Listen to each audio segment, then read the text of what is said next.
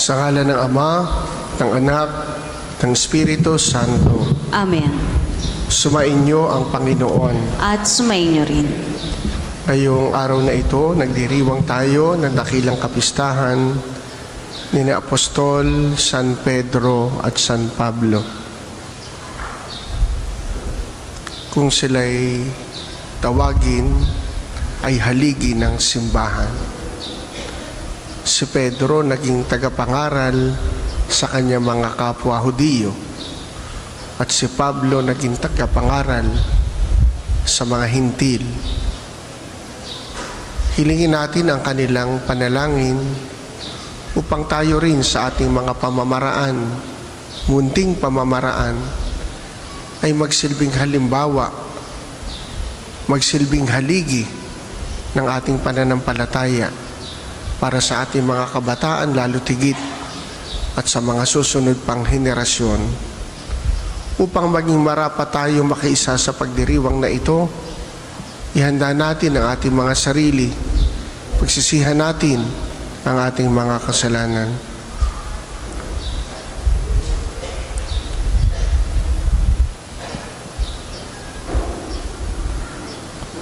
Sinugong tagapagpagaling sa mga nagsisisi, Panginoon, kaawaan mo kami. Panginoon, kaawaan mo kami. Dumating na tagapag-anyayang mga makasalanay magsisi, Kristo, kaawaan mo kami. Kristo, kaawaan mo kami. Nakaluklok ka sa kanan ng Diyos Ama para ipamagitan kami. Panginoon, kaawaan mo kami. Panginoon, kaawaan mo kami. Kaawaan tayo na makapangyarihang Diyos. Patawarin tayo sa ating mga kasalanan at patnubayan tayo sa buhay na walang hanggan. Amen. Ama naming makapangyarihan, ipagkaloob mo ang kagalang-galang at banal na kagalakan ng araw na ito ng dakilang kapistahan ni San Pedro at San Pablo. Pagbigyan mong masunod ng iyong sambayanan sa lahat ng larangan ang ipinamana ng mga pinagbuhatan ng simula ng relihiyon sa pamamagitan ni Hesukristo kasama ng Espiritu Santo magpasawalang hanggan. Amen. Tayo po ay magsiupo.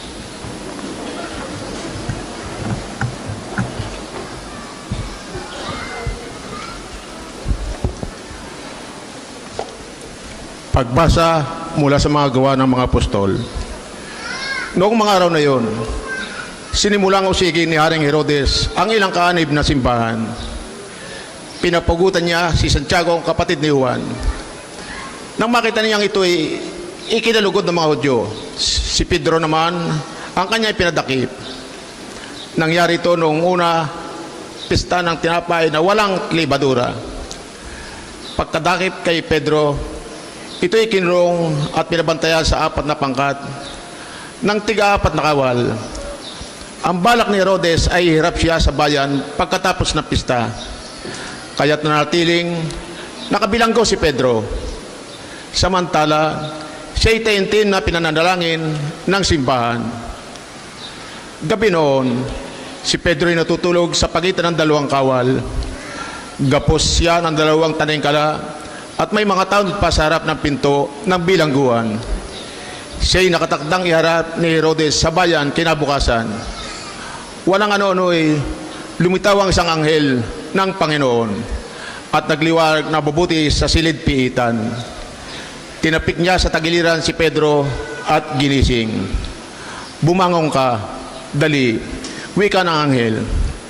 Pagdakay nakalag ang mga tanikala sa kanyang mga kamay. Magbikis ka at magsuot ng panyapak, sabi ng anghel. Gayon nga ang kanyang ginawa. Sinabi pa sa kanya ng anghel, magbalabal ka at sumunod sa akin. Lumabas naman si Pedro at sumunod sa kanya. Ngunit hindi niya alam kung tunay ang nangyayari. Ang akala niya ay nananaginip lamang siya. Nakalampas sila sa una at pangalawang bantay. Nakarating sila sa pintuang bakal, nalabasan patungo sa lungsod. Ito'y kusang nabuksan at lumabas sila. Pagkaraan nila sa isang kalye, biglang nawala ang anghel. Naliwanagan ni Pedro ang nangyari kaya't sinabi niya, ngayon ko natiyak na totoo palang lahat. Sinugo ng Panginoon ang kanyang anghel at iniligtas ako sa kamay ni Herodes at sa inaasahan ng mga Hudyo na mangyayari sa akin. Ang salita ng Diyos. Salamat sa Diyos.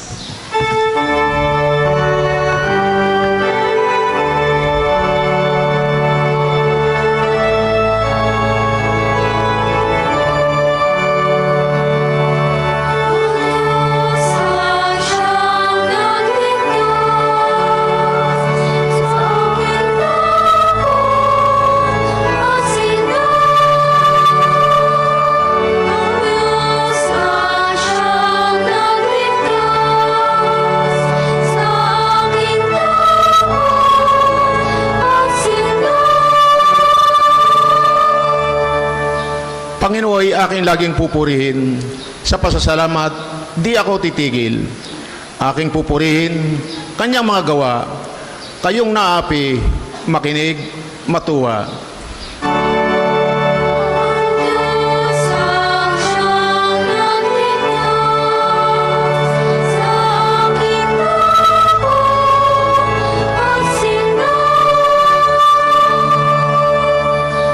Ang pagkadakila niya ay ihayag at ang ngalan niya ay purihin ng lahat. Ang aking dalangin ay dininig ng Diyos na wala sa akin ang lahat kong takot.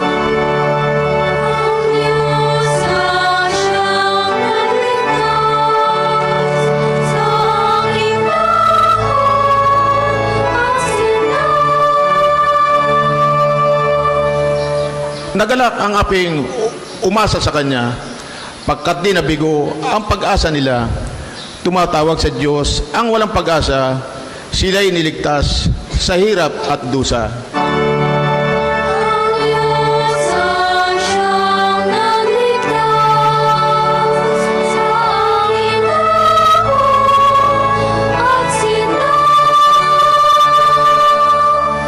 Anghel yaong bantay sa may takot sa Diyos, sa mga panganib, sila'y kinukupkop.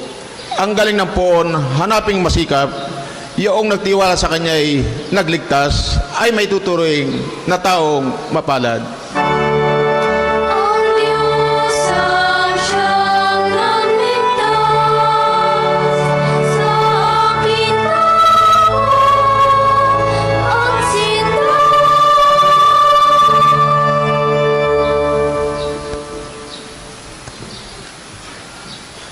Pagbasa mula sa ikalawang sulat ni Apostol San Pablo kay Timoteo. Pinakamamahal, ako'y iaalay na. Dumating na ang oras ng pagpanaw ko sa buhay na ito. Puspusan akong lumaban sa paligsahan. Natapos ko na ang dapat kong takbuhin. Nanatili akong tapat sa pananampalataya. Kakamtan ko na ang korona ng pagtatagumpay. At sa araw na yaon, ang Panginoon na siyang makatarungang hukom ang magpuputong sa akin ng korona, hindi lamang sa akin, kundi sa lahat ng nananabik sa muli niyang pagparito. Ngunit pinatnubayan ako ng Panginoon at binigyan ng lakas upang mapaihayag sa mga hintil ang salita. Naligtas ako sa tiyak na kapahamakan.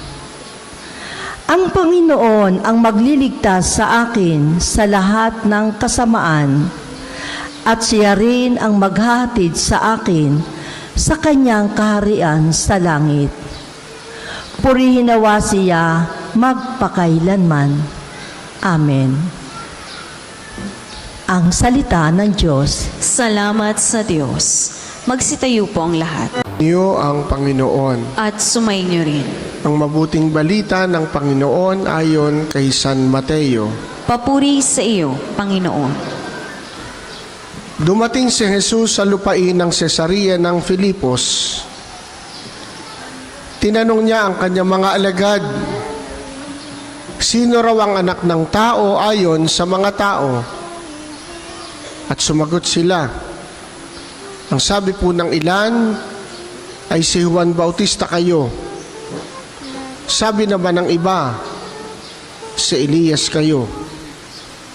At may nagsasabi pang si Jeremias kayo o isa sa mga propeta. Kayo naman, ano ang sabi ninyo? Sino ako? Tanong niya sa kanila. Sumagot si Simon Pedro, kayo po ang Kristo, ang anak ng Diyos na buhay. Sinabi sa kanya ni Jesus, mapalad ka, Simon na anak ni Jonas, sapagkat ang katotohanan ito'y hindi inihayag sa iyo ng sino mang tao, kundi ng aking amang nasa langit. At sinasabi ko naman sa iyo, ikaw ay Pedro, at sa ibabaw ng batong ito ay itatayo ko ang aking simbahan, at hindi makapananaig sa kanya kahit ang kapangyarihan ng kamatayan. Ibibigay ko sa iyo ang mga susi ng kaharian ng langit. Ang ipagbawal mo sa lupa ay ipagbabawal sa langit, at ang ipahintulot mo sa lupa ay ipahihintulot sa langit.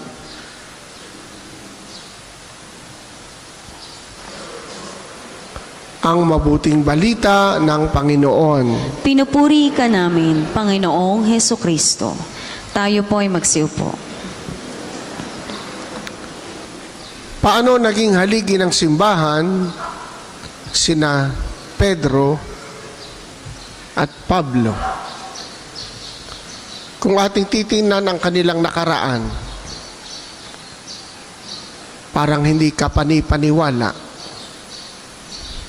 Parang mahirap pagkatiwalaan ang mga taong ito. Si Pedro ay isang mangingisda. At alam natin ang kanyang personalidad, may pagkamapusok. Pabigla-bigla, madagos-dagos.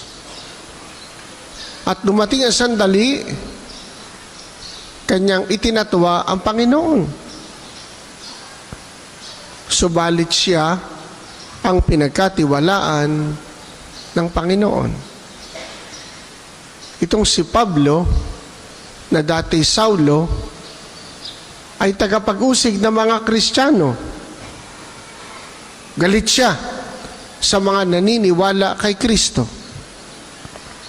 Subalit siya ang tinawag at pinagbago ng Panginoon.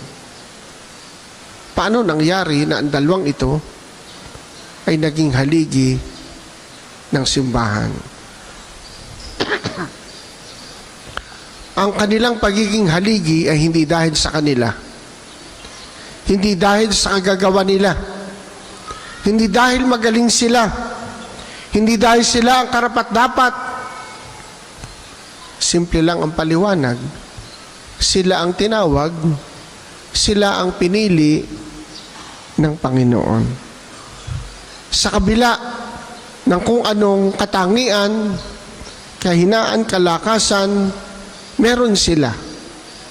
Sila ang tinawag, sila ang pinili.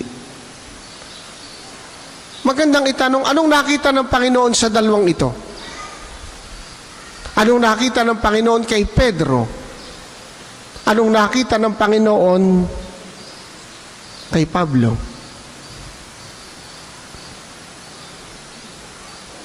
Si Pedro, hindi perpektong tao, maraming kahinaan, maraming beses napagalitan ng Panginoon. At sinabihan pang, lumayo ka, Satanas. Sa mga alagad, siya lamang ang tinawag ng Panginoong Satanas. At nung isama siya ng Panginoon, doon sa halamanan ng Getsemani, tinulugan ng Panginoon.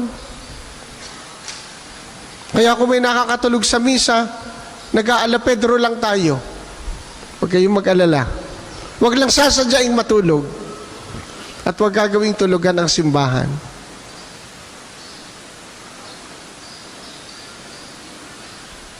Anong nakita ng Panginoon kay Pedro? Sabi natin, hindi dahil sa kanilang kagagawan. Anong common sa dalawa?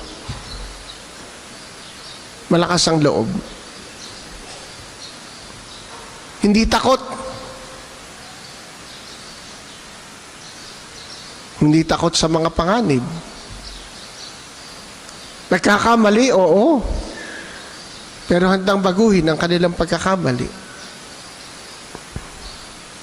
Hindi takot sumubok sa mga hindi pa nasusubukan. Malakas ang loob. Yun ang common dun sa dalawa.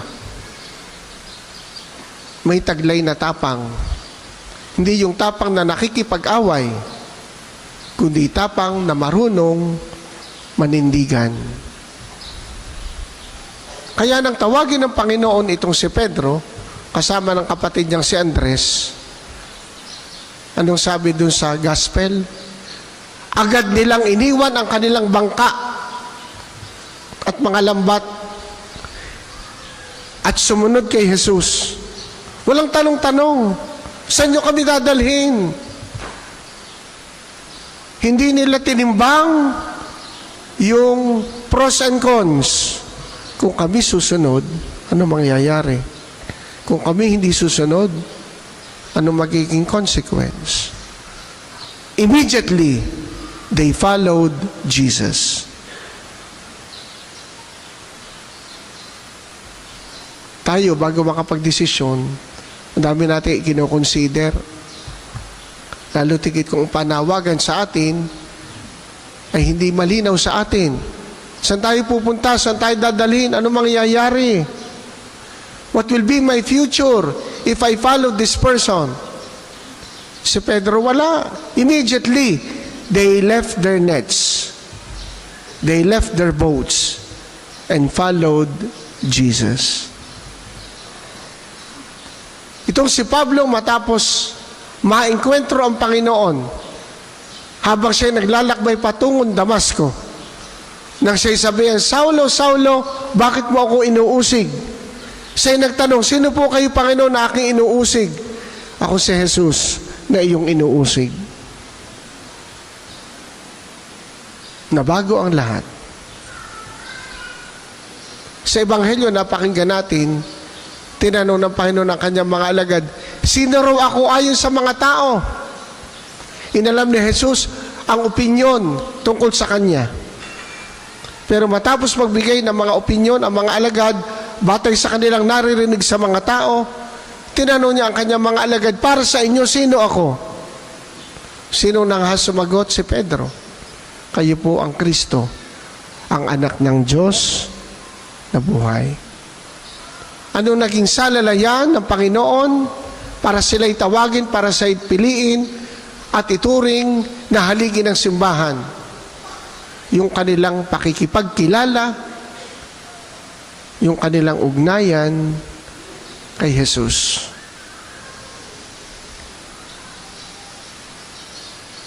Hindi yung pakikipagkilala na nangangahulugan na maraming alam, hindi yon.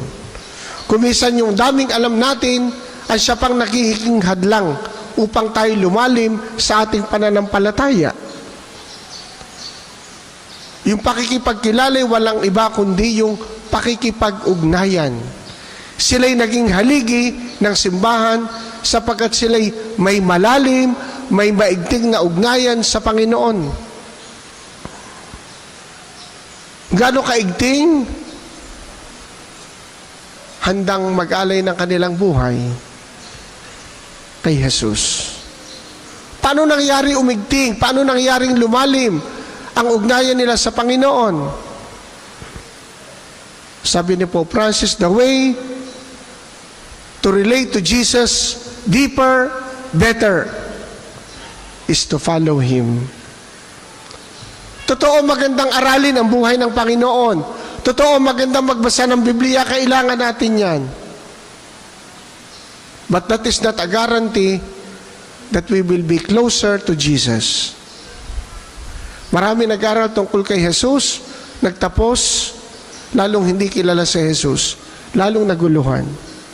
Hindi ko sinasabing huwag aralin. Aralin, ang kayang aralin. Pero hindi yun ang tsak na paraan para tayo mapalapit kay Jesus. Ang mga banal, nag-aral sila, pero higit sa lahat, sila'y sumunod kay Jesus.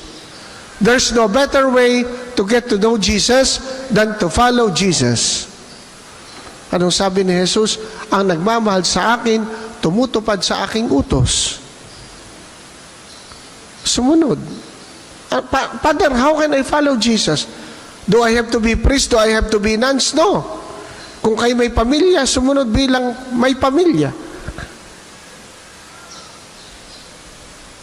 Anong sabi ni Jesus? Halimbawa, ibigin mo ang iyong kaaway.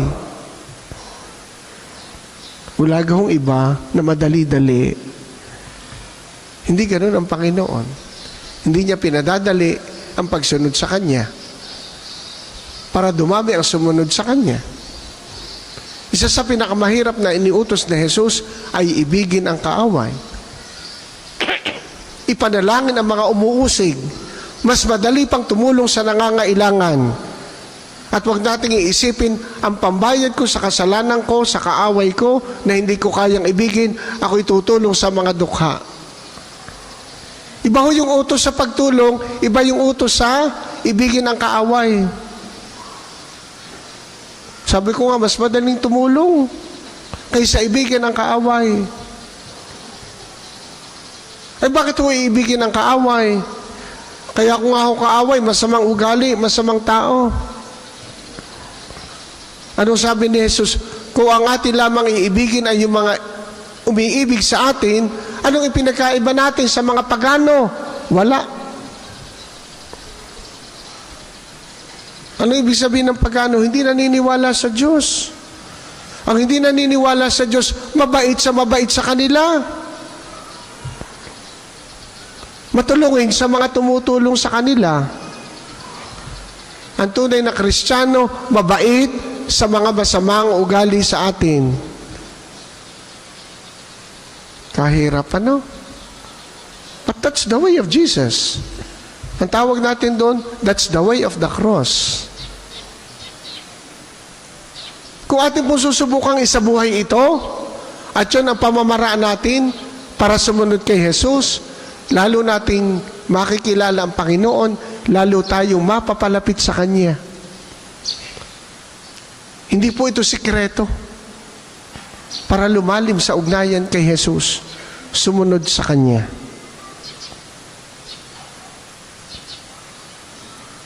Kapag sinampal ka sa isang pisngi, iharap mo ang kabila.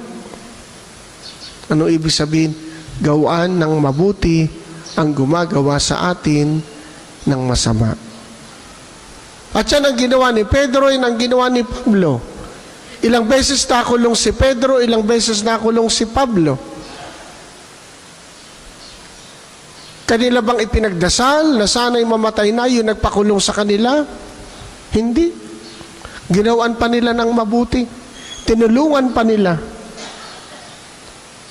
In the process, lalo nilang naipakilala si Jesus. Kaya mga kapatid, sikapin natin, talaga namang mahirap na lalo pa natin sundin ang utos ni Jesus upang bunga nito, dulot nito, lalo natin siyang makilala at lalong lumalim ang ugnayan natin sa Kanya. At doon tayo magiging haligi in our own little ways. Kailangan po ngayon ng makabagong panahon ang mga haligi ng pananampalataya na pwede nilang kapitan, pwede nilang sandigan, dahil alam nilang matibay, hindi matitinag. Hilingin natin ang panalangin at tulong, halimbawa, ni na San Pedro at San Pablo, upang sila'y lalong magsilbing halimbawa, magsilbing haligi para sa atin at matutunawa tayo sa kanilang ipinamulat at ipinamana sa atin. Sumasampalataya ako sa Diyos amang makapangyarihan sa lahat, na may gawa ng langit at lupa. Sumasampalataya ako kay Jesucristo, iisang anak ng Diyos, Panginoon nating lahat. Nagkatawang tao siya lalang ng Espiritu Santo, pinanganak ni Santa Maria Birhen, pinagpakasakit ni Poncio Pilato, ipinako sa krus, namatay, inilibing, nanaog sa kinaroroonan ng mga yumao, nang may 3 araw na buhay na mag-uli, makyat sa langit, naluluklok sa kanan ng Diyos amang makapangyarihan sa lahat. Doon nagmumulang paririto at huhukom sa nangabubuhay at nangamatay na tao. Sumasampalataya naman ako sa Diyos Espiritu Santo, sa banal na simbahang Katolika, sa kasamahan ng mga banal, sa kapatawaran ng mga kasalanan, sa pagkabuhay na maguli ng nangamatay na tao, at sa buhay na walang hanggan. Amen. Nahayag sa atin ang kagitingan sa pananampalataya ni na Apostol San Pedro at San Pablo. Taimtim tayong dumalangin sa ating Amang makapangyarihan upang hingin ang mga biyayang magpapatibay sa ating pananampalataya. Amang makapangyarihan, dinggin mo kami. Amang makapangyarihan, dinggin mo kami. Upang ang kagitingan sa pananampalataya ng mga apostol ay matularan nawa ng lahat ng mga mananampalataya, lalo't higit ng banal na Papa Leon, ng lahat ng mga obispo at mga pari.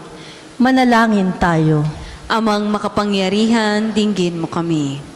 Upang sa buong daigdig ang kilalanin nawa ng sangkatauhan ay ang kapangyarihan ng Diyos na nag-aalay ng kapayapaan at kaligtasan.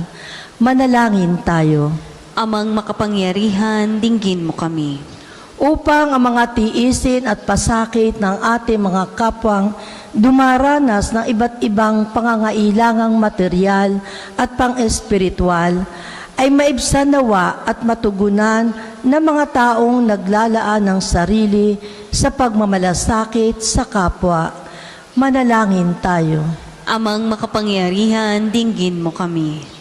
Upang sa ating pamayanan, mabigkis nawa tayo sa ating pananampalataya sa Diyos at palagi nawang maging handa tayong kumalinga sa ating kapwa.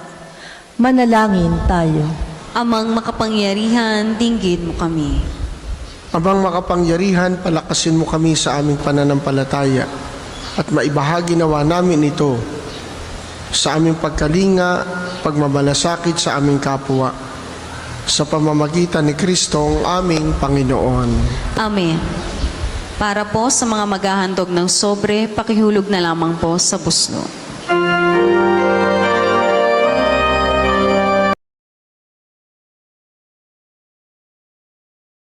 Handog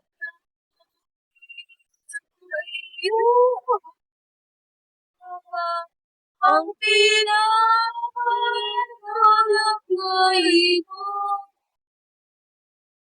Nakalok ng mayroon sa sumasapat ako.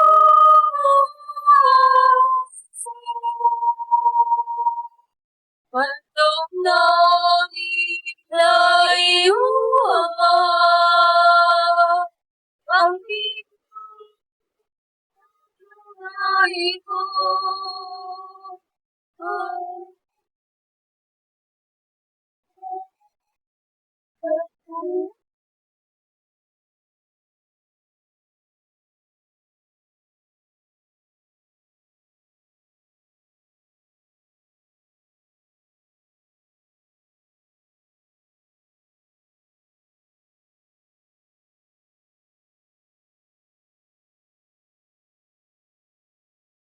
Magsitayo po ang lahat. Manalangin kayo mga kapatid upang ang paghahain natin ay kalugdan ng Diyos Amang makapangyarihan.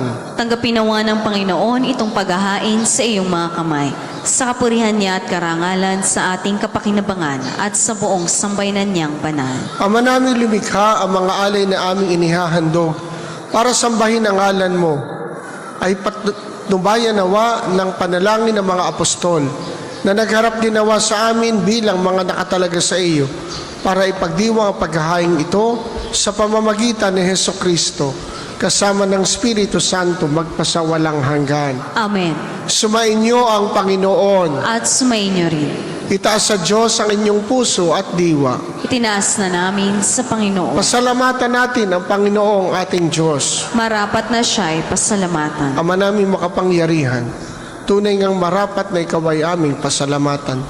Niloob mo ngayon aming ikagalak na si San Pedro at San Pablo, kapwa matapat sa pananampalatayang inihayag at inilaganap. Binuo ni San Pedro ang sambayan ng tinipon ng anak mong pinananigan ng ilan sa Israel noon. Si San Pablo ay tagapagturo at tagapagpaliwanag sa iba't ibang mga tao na nais mong matawag.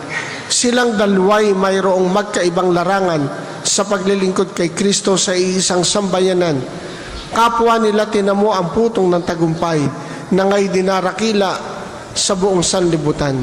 Kaya kaisa ng mga anghel na nagsisiawit ng papuri sa iyo, nang walang humpay sa kalangitan, kami nagbubunyi sa iyong kadakilaan. Kung hindi po kayang lumuhod, ay manatili pong nakatayo ng may paggalang. Ama naming banal, ikaw ang bukal ng tanang kabanalan. Kaya't sa pamamagitan ng iyong Espiritu, gawin mong banal ang mga kaloob na ito upang para sa amin ay maging katawan at dugo ng aming Panginoong Hesukristo. Bago niya pinagtiisang kusang loob na maging handog, kinuha niya ang tinapay, pinasalamatan kaniya, pinaghati-hati niya yon, ibinigay sa kanyang mga alagad at sinabi, "Tanggapin ninyong lahat ito at kanin. Ito ang aking katawan na ihahandog para sa inyo."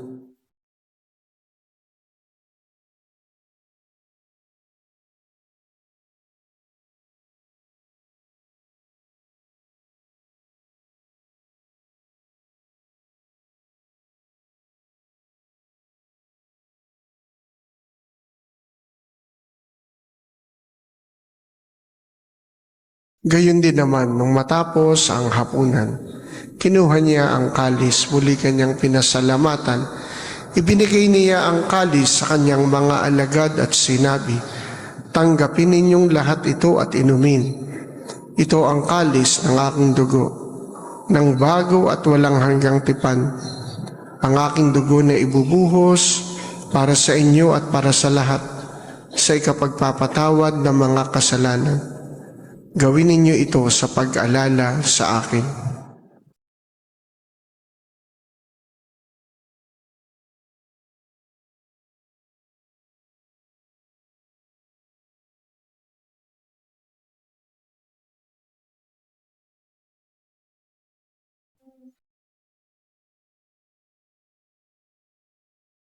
Pagbunyi natin ang misteryo ng pananampalataya.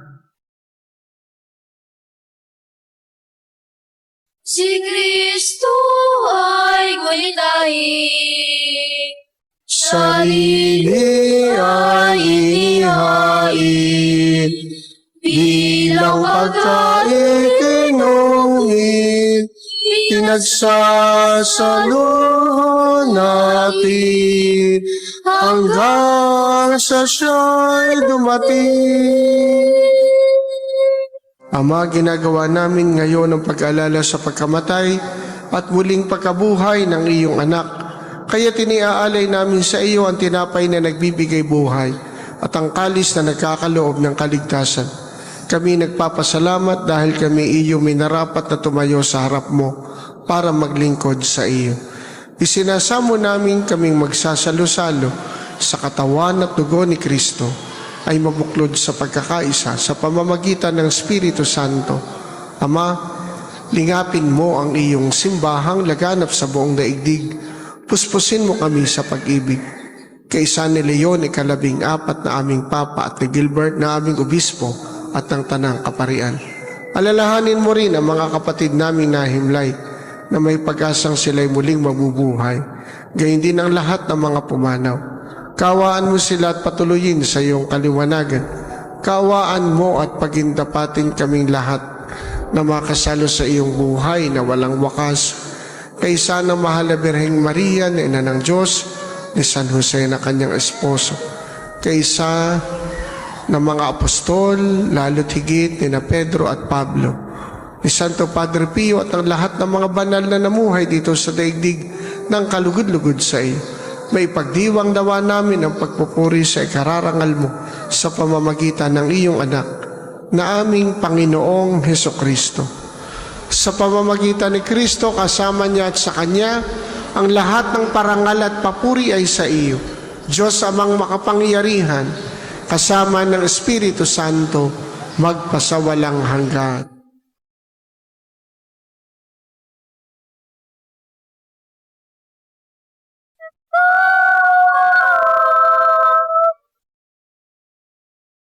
Tayo po'y magsitayo. Sa tagubili ng mga nakagagaling na utos sa turo ni Jesus, na Panginoon natin at Diyos, ating dasalin ng lakas loob. Ama namin, sumasalangit ka, sambahin ang ngalan mo, mapasa amin ang kaharian mo, sundin ang loob mo dito sa lupa para nang sa langit.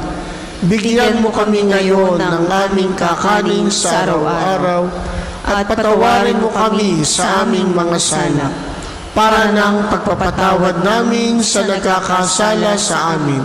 At huwag mo kaming ipahintulot sa tukso at iadya mo kami sa lahat ng masama. Hinihiling namin kami adya sa lahat ng masama.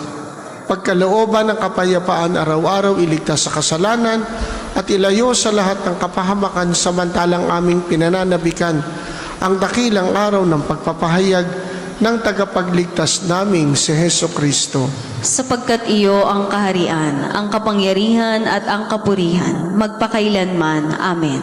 Panginoong Hesukristo, sinabi mo sa iyong mga apostol, kapayapaan ang iniiwan ko sa inyo. Ang aking kapayapaan ang ibinibigay ko sa inyo. Tunghayan mo ang aming pananampalataya at huwag ang aming mga pagkakasala. Pagkalooban mo kami ng kapayapaan at pagkakaisa ayon sa iyong kalooban kasama ng Espiritu Santo magpasawalang hanggan. Amen. Ang kapayapaan ng Panginoon naway laging sumainyo. At sumainyo rin. Magbigayan kayo ng kapayapaan sa isa't isa.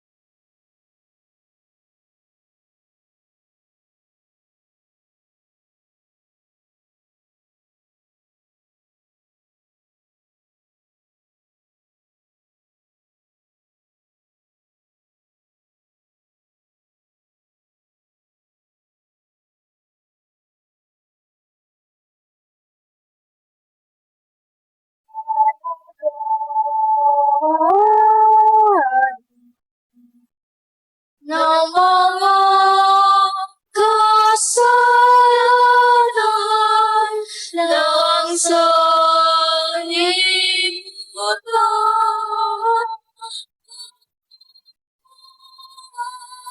Sa aming mga sa aming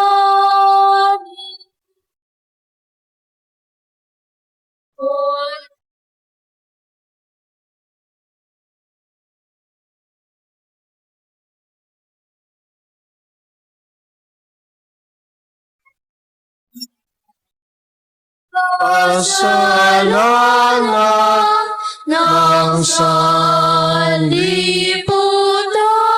ipagkaloob sa Ina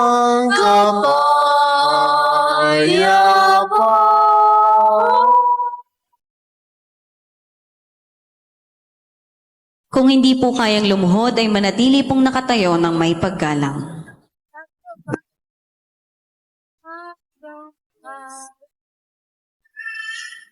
Ito si Jesus ang siyang tumawag at humirang kina Pablo at Pedro upang maging haligi ng simbahan. Siya ang kordero ng Diyos na nag-aalis ng mga kasalanan ng sanlibutan.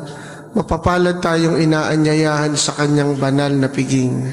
Panginoon, hindi ako karapat-dapat na magpatuloy sa iyo, ngunit sa isang salita mo lamang ay gagaling na ako.